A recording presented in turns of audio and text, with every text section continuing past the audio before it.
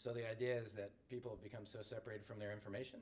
Like, could we provide hardware and software to create a link back to the biological? We've created two things at the Media Lab. One's kind of like a personal computer for food. It means, there's a case for that computer, there's a chassis inside of that computer, it has components, but those components happen to contain water and minerals and things like that. So some people talk about 3D printing food. Like, I'm talking about a food computer, meaning like we're controlling like the temperature, the humidity, the climate, everything that's created to allow any seed to do what it already is programmed to do, right? It's already programmed to grow.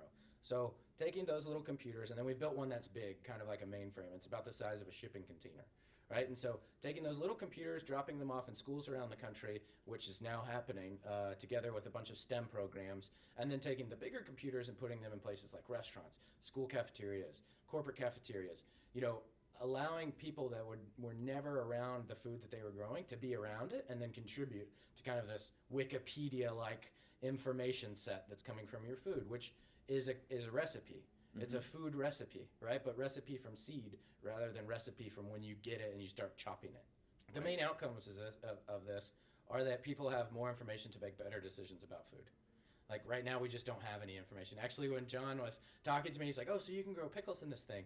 And I was like, "John, a pickle's a cucumber that's been processed." Like that's the thing. Like if I told half the audience that we could grow pickles, they'd be like, "Oh, okay, you can grow pickles." What? Like, no, you can't grow a pickle. You grow a cucumber, right? Like, so it's indicative of the fact that I don't believe there's any evil in this, right? I think it's just it is what it is, right? We asked for a lot of cheap food to feed the world and from the 60s through the 90s, and that's what we got. We built a machine for producing cheap food to make it available. Right, but it's hit its limits. Like it's hit its global limits. Right, we're talking about water. Right, we're talking about minerals. We're talking about things that are at such a finite limit to the world that we have to think of another system. Mm-hmm. So this is about creating diversity in that system, and while at the same time creating more information for everyone to make decisions with. I'm a maker, not a talker. So like we built the first ones, right? And it's all open source hardware, software, and data.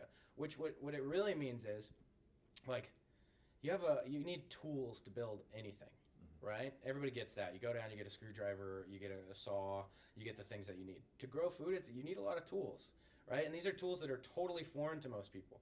So it's like we built some tools, right? And we're going to give you the information about how we built them and what they do, and then you operate the tool. Like you might want to grow strawberries, right? You might just really love strawberries in the wintertime and you're tired of paying a lot for that. Someone else might want to grow proteins because they're really concerned about children getting enough protein in early development to not be stunted.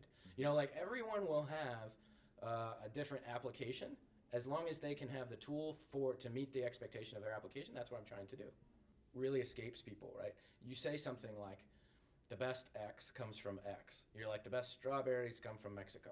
And it's like, no, the best strawberries come from the best climate. Sometimes that climate happens to be Mexico. Maybe it was in California before. And then it moved, right? Because we lost the water that we used to use in California to grow strawberries. So really, if you understand that fundamentally the best strawberries come from the best climate, then you just think of it as the world's in a box, right? So the strawberries that you've eaten, you really only know what they express in a natural climate, right? With gas and the gases and the minerals and the water. We make a smaller box inside the box. Mm-hmm. And we're like, okay, so now what if you had changed the pH of the soil or the water while the thing was growing, while the plant was growing? Well, what you've done is, geneticists, at the end of the day, they're working with genes that have physics, right? They're like, okay, I poked the gene and the gene does something, right? Mm-hmm. And I want to understand why it does that. So I'm on the other side. So there's the genes, and then there's the phenomena that expresses a gene, right? So like temperature, for example, can create a gene expression in that plant that for us tastes different, right? So that's the brilliant thing is like what we learned.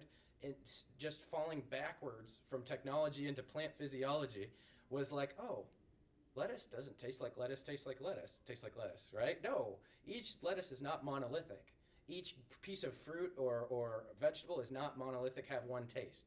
They have a million tastes.